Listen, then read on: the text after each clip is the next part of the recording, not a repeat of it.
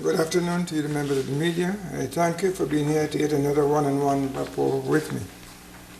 This afternoon, I want to share with you information on my government's commitment to providing support to the judicial system, namely the commercial court. And I also want to speak about the upgrading of Virgin Gorda properties to enhance our tourism industry. First, I'll speak about the commercial court. The judicial system of the Virgin Islands is critical to the social and economic health of the territory. And my government is committed to providing whatever support that we can to ensure that the judicial system is effective and efficient. Since its establishment in 2009, our commercial court has been very successful, due largely to the efficiency with which matters have been listed, heard, and decided, and the range and quality of judgments at every level, First Instance Court of Appeal and Privy Council. Our commercial court now has a stellar international reputation, which in turn has made it invaluable for the litigation of an increasing number and variety of significant commercial disputes. Indeed, the efficient and effective operation of the court is a fillip to our financial services industry. Recognizing the value of an effective and efficient judiciary to the territory's commercial sector, including the financial services industry, my government is pleased that in recent weeks, the Chief Justice has appointed additional judges to the court to keep pace with its growing and increasingly complex caseload in order to maintain the efficiency of the court. Mr. Justice Gerhard Walbank and Mr. Justice Jules Scher, QC, have been appointed to serve in the commercial court for specific periods. We expect that additional announcements of further appointments and additional resources will soon be forthcoming. I'll now turn to tourism, mostly in Virgin Gorda. Tourism around the world is growing in importance as an economic driver, and here also in the BVI. To remain competitive, the BVI as a tourist destination must just therefore ensure that it is trending and doing what is necessary to make this destination look good and feel good. For decades, Virgin Gorda has been the crown jewel of the BVI, and then more so has played a central role in our tourism market. In fact, this crown jewel of the Virgin Islands has been a leading premium destination recognized by the Caribbean Tourism Organization, the Organization of Eastern Caribbean States, and in some of the leading worldwide publications like Travel and Leisure and Condé Nast. And we expect that this trend of being a top destination continues. In financial services, the role of government is to create the right policy settings and laws to maximize the potential for sustained growth. Government's role is to keep with the constantly changing of international laws and continue shifting of the goalposts, while the industry's role is to ensure that the jurisdiction meets the needs of their customers. In tourism, the role of the government in keeping the sector competitive is different. Government creates an environment that facilitates smart investment policies, like the revised Hotel Aid Ordinance and the game-changing initiatives like Air Access to keep the destination globally competitive. At the same time, the tourism private sector drives the economy through enhancement and upgrades to their properties and the overall guest experience. For example, earlier this year, Rose at Little Dix announced a major upgrade of the 52-year-old resort. When completed, we expect that when this iconic resort reopens, it will continue to position the BVI as a leader in the regional tourism market. My government is mindful of the impact of the temporary closure of tourism establishments on our people, the Virgin Gorda community, and the economy. That is why we've always swiftly swung into action to facilitate and support the affected workers. Last year, we did so successfully with putting in place a help desk to spearhead our efforts in the case of Byers Creek.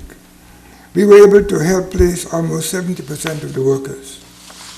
In the case of Little Dix Bay, we have put a similar system in place with the assistance of the Junior Minister for Tourism, Honorable Archibald Christian, working closely with the cross-section of relevant government agencies and the representative for the 9th District, Honorable Hubert O'Neill, to mitigate and manage the implications of the closure. The status of the Little Dix Bay workers as of today is as follows. The help desk we have set up has a total of 106 staff registered. We are currently awaiting a number of employees who have found jobs so far. Some have been made offers, while others were waiting the closure. On April 6 and 7, we partnered with the resort and held a successful job fair with some more than half the employees and 26 prospective employers in attendance. Over 100 employees sought employment opportunities with the renovation and construction teams led by James Todman Construction. We expect that a number of them will be hired. 2 international properties in Florida and New York are also offering employment and internship to affected workers. The help desk has been quite instrumental in preparing employees for transition, and it remains open to meet the needs of those persons who will be seeking placement. Similarly, the recently announced upgrades at Yacht Club Costa Smeralda YCCS will also help to maintain Virgin Gorda and the BVI's position as leaders in the global mega yacht space. YCCS also recognized that the bar for tourism is rising globally, and so it has decided to expand and upgrade its product offerings to help the BVI maintain its name as a premier yachting destination. We expect that when YCCS reopens, the expanded marina facilities would meet the demand of the growing clientele. We expect that the expanded accommodations would attract more visitors, and we expect that the employees will be rehired along with more Virgin Islanders as the need for personnel will increase from 25 to 40 when the expansion is completed. With the upgrades and expansions taking place on Virgin Gorda, we have no doubt that it will help to reposition that island, thus ensuring a bright future for the people of Virgin Gorda. As Minister for Tourism, what I'm looking forward to most of all is a significant enhancement and the expansion of many employment and business opportunities for Virgin Gordans when works on these properties have completed. For example, I anticipate several opportunities for small business development and the spin-off businesses for tour operators, restaurants, taxis, car rentals, charters, and other businesses providing services to these resorts.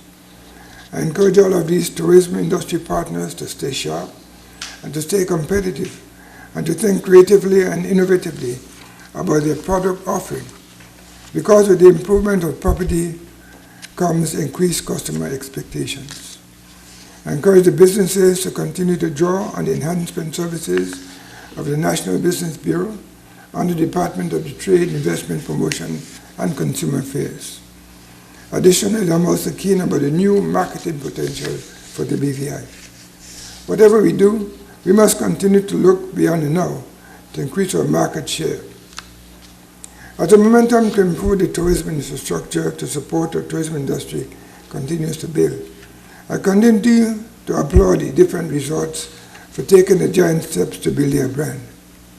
My government will continue to work with all the properties in the territory to ensure that development continues to go as planned, and we look forward to the completion and re-employment of Virgin Gordans.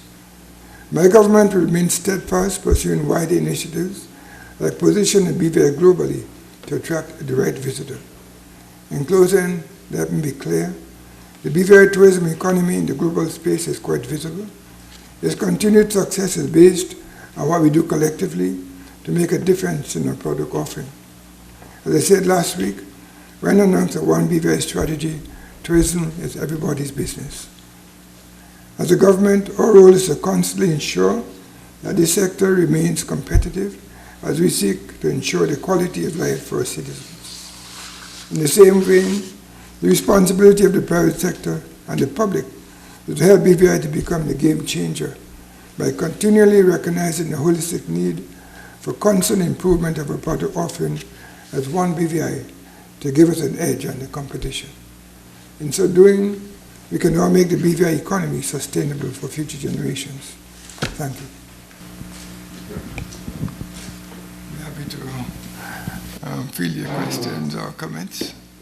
Thank you. Good afternoon, Premier. Ken Silva with the BVI Beacon. I know this isn't something you just talked about, but I was wondering if there's been any discussions in Cabinet about tabling the actuarial studies for the NHI. Could you repeat that question? Sorry, I said, have there been any discussions about, in cabinet, about tabling the actuarial studies for NHI? I know your colleague, Minister Skelton, said in January when the program launched that he'd be approaching cabinet about tabling that document and making them public. Well, as soon as the minister brings the matter to cabinet, then a decision will be made and we'll be able to do that. Yeah. Okay, so he hasn't done that yet, though? We're waiting for that. I think, as the program has been developed, we have to review the studies and make sure that we are going in the right direction, and then he will definitely be tabling bringing those matters to cabinet. Okay, I believe there's supposed to be quarterly studies for the first year of the program. Is that correct? For the first year. Okay, and will each of those be made public? Yeah, he will be doing that. Okay, thanks.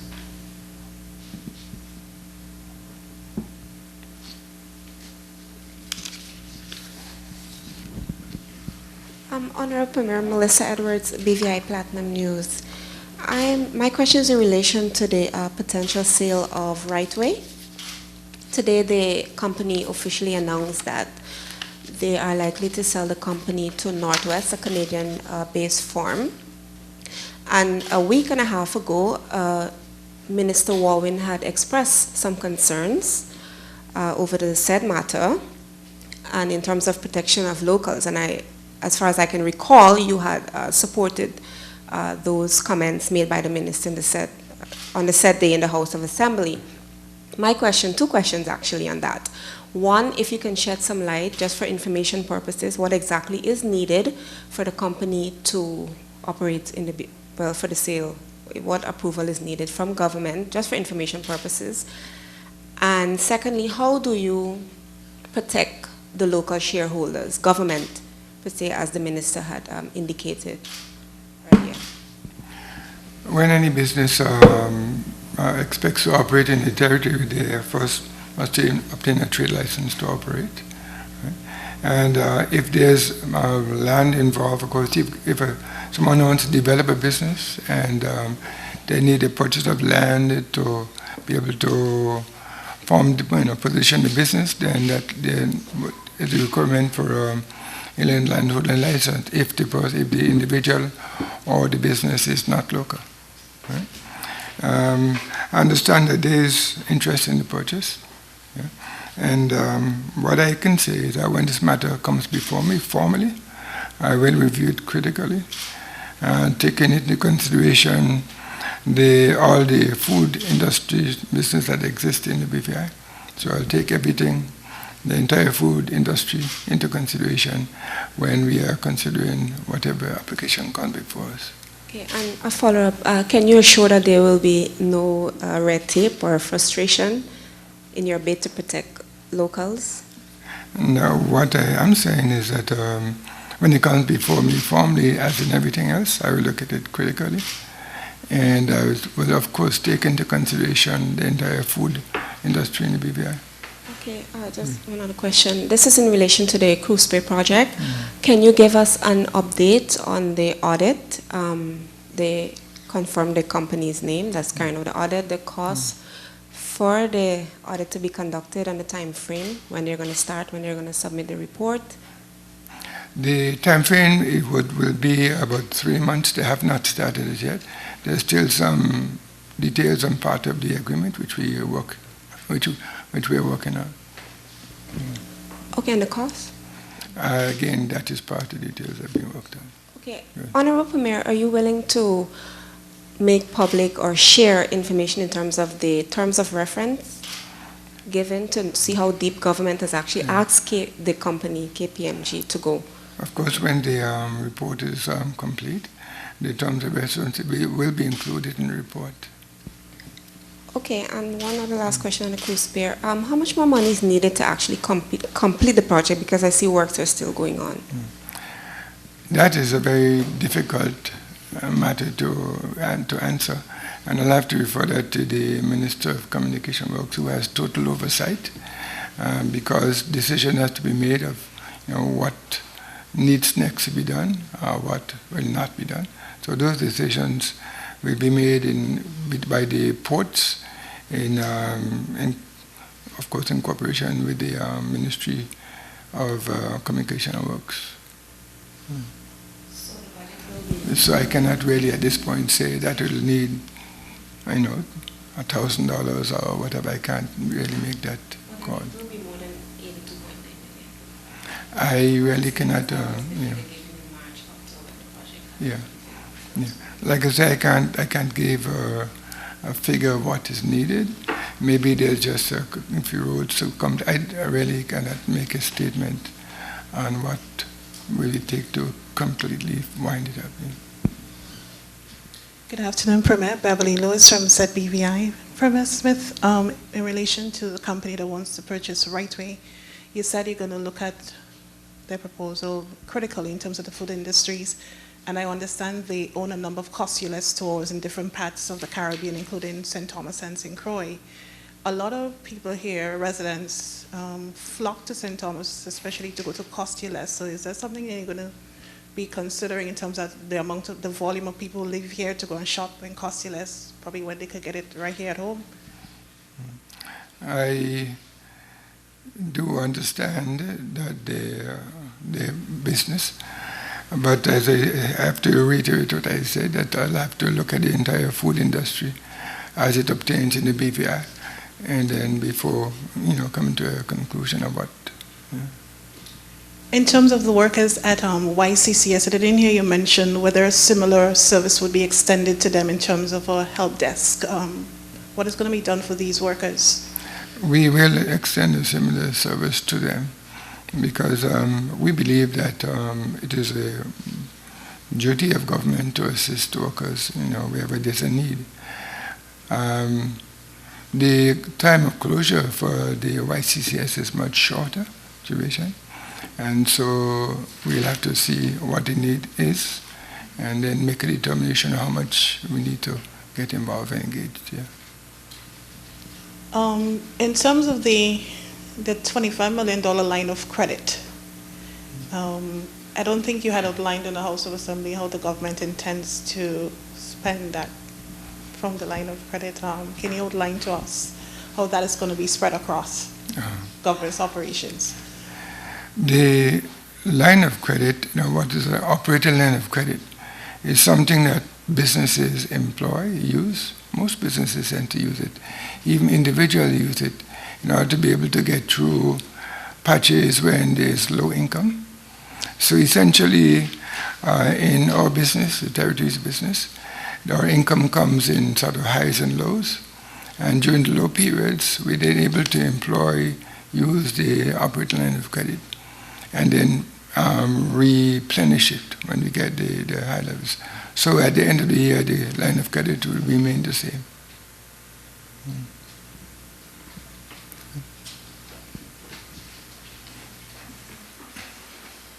Good afternoon, Premier. Malika McPherson, the Allen Sun newspaper. Just going to the topic you mentioned in terms of the YCCS closure, the concern seems to be the fact that a number of the Virgin Gorda properties are closing in close proximity, or they're closing at a time when it's rather inconvenient. As Minister responsible for tourism, do you think that government might be willing to take a proactive step to mitigate in any other further closure? Is that even possible? Are you willing to consider that, considering that you already put together a committee of sorts?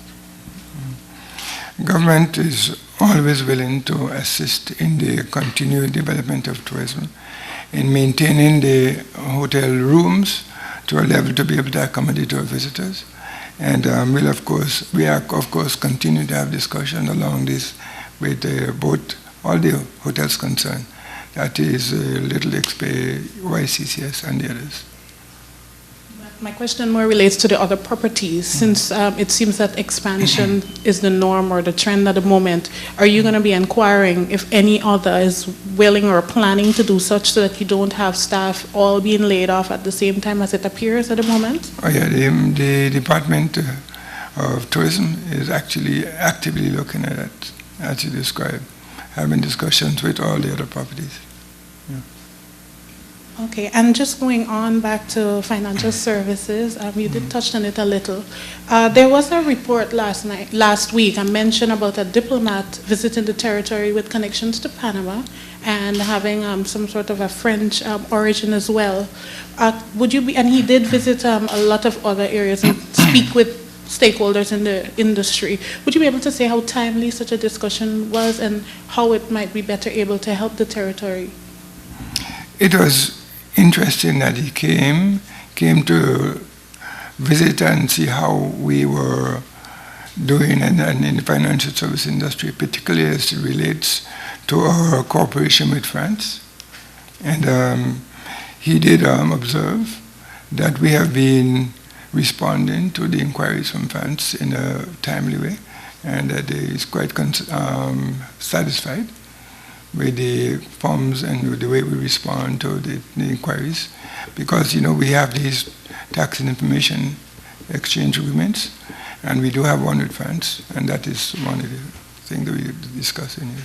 Just to follow up on that, does the inquiries that you mentioned have anything to do with the previous issue the territory had with France, which resulted in the blacklisting, or these are totally different matters? The blacklisting occurred several years ago because there was some difficulty in responding at that early time. What the government did is, just as soon as I got into office, we created a special unit to deal with these requests from France and the other treaty partners, called the International Tax Authority. Since the creation of that unit, we've been really responding efficiently and effectively to all inquiries from our treaty partners.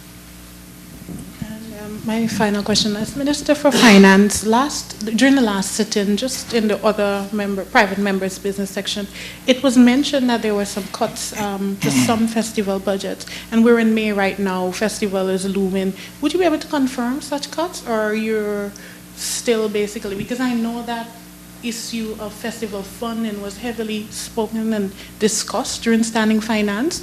So, and there were some hints of additional supplementing going on. So I don't know, would you be able to confirm whether government will be pumping extra money or whether the cuts will be as is, if these cuts are really taking place? I will be able to confirm that the monies that vendors are waiting on that, they are all taken care of. Right? So that they're not owed any money.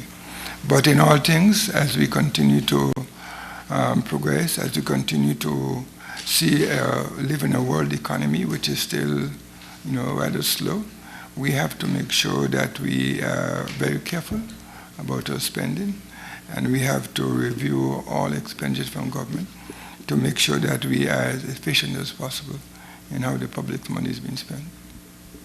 So in other words, Premier, you're confirming that some cuts did take place? No, I'm not confirming that. I'm saying that we have to be efficient. And what I'm saying is that the minister responsible has to review how the festival is funded, how it's operated, and how it's carried on for the good of the territory. Good afternoon again, Premier. I believe I heard you say last week at the launch of the One BVI that you expected work to commence on the airport expansion project by July. Can you clarify exactly what you mean when you say works commenced? If I did say expected work to commence, I did not mean that work would commence. What I was discussing was the continuation towards the completion of the negotiations with the persons who have been the bidders. Okay. Now, the procurement process is almost over, but it's our understanding that a business case still hasn't been completed. In my cursory readings of the protocols for effective financial management, it says that a business case should be completed before tendering even begins. So I was hoping to get your response on why government's seemingly violating the protocols in this case. No, the business case was complete. Oh, it is, okay. Yeah, there was a business case, well-developed business case before the tendering. Can I ask by what firm and when was it completed? I can't give you that detail right now, but I can have it provided for you. Okay, great. Now, Section 11D of the protocol says that once the evaluation, the business case is completed, it will be made publicly available to ensure that the lessons learned are fed back into the decision-making process. That said, I guess my next question would be, when will this is available right now for the public? I'm sure it is, yeah. Okay, can I get a copy after this press conference, or how might we go about getting that? I will have to contact the bodies responsible, the ministry responsible, and then we can look into it. All right, great, appreciate that.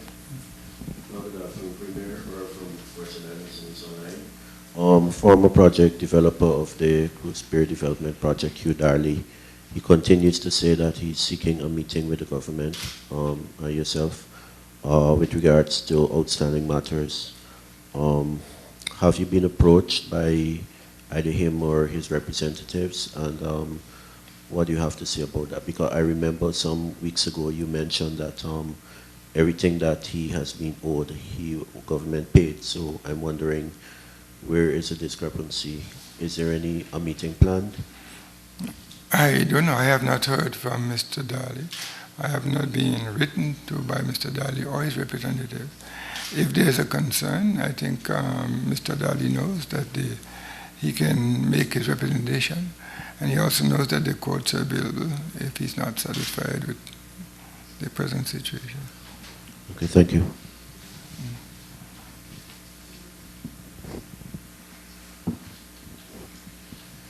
Honorable Premier, do you think that do you think that there's need for, the public would feel more comfortable knowing that a forensic audit is done on the Cruise Pier project? And secondly, do you think a forensic audit should be done on the operations of the BVI Ports Authority? What we're doing, as I indicated before, is an audit on the Cruise Pier project. That is the port and the pier and the landside development. BVI Ports Authority. That is another matter. I haven't sort of looked into that, but that is a suggestion that I will certainly take up. But the important thing right now is the audit on the Cruise Pier and the landside development, which has been ordered and which will be done. And as we're on the ports, Honorable Premier, one question: why did you not support the contract renewal of Mr. Claude Skelton Klein as the managing director of the BVI Port Authority? And I ask that question because I recall in an interview in September of last year with me, you indicated that he has been doing a very good job as head of the Ports Authority. So what changed? You would, of course, know that the matter is in court, and it would not be correct for me to have a discussion. But two of your ministers spoke on the matter publicly.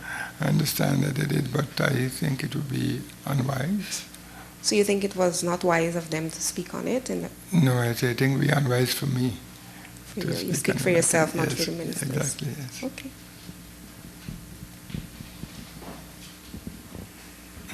Honorable Premier, you suggested that you aren't really sure, or we should ask the Minister of Works regarding how much more it probably will cost to complete the pier project. Is that suggestive that you wouldn't be concerned whether or not it's operated like a runaway train in terms of financing? No, that has nothing to do with a runaway train at all. It has to do with the minister, or the current minister who oversees the project, making an assessment of where we are and what needs to be done before he can make a recommendation to cabinet about where we are and what he recommends. Do you have in your mind any limits that you would go or allow? We know that the pier park is more or less complete. Right? So I don't expect anything exorbitant. Right? Yeah.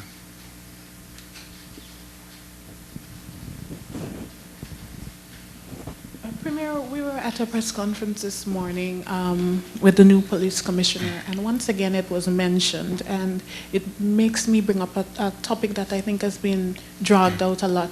How soon, or do you think it will be even possible to say that within the next coming years, 2 years, we might have a freedom of information legislation here in the territory, since it's something that has been bemoaned and mentioned constantly? It is something that we are looking at. And I'll be able to provide further information on that at some point later on, but it's something that is being looked at. I'll just take one more question, if I